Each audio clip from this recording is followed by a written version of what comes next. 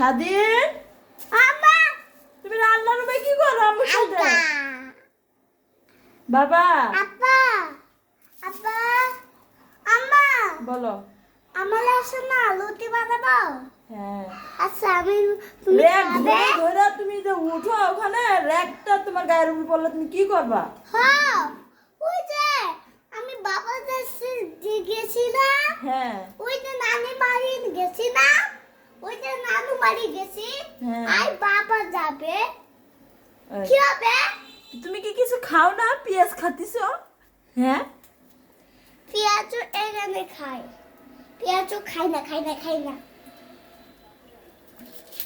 তো ভাইয়ার ক্ষুধা লাগছে এই জন্য পেঁয়াজ খাতিছে।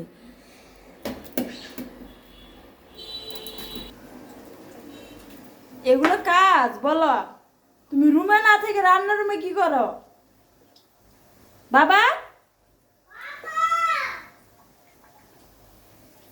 হ্যাঁ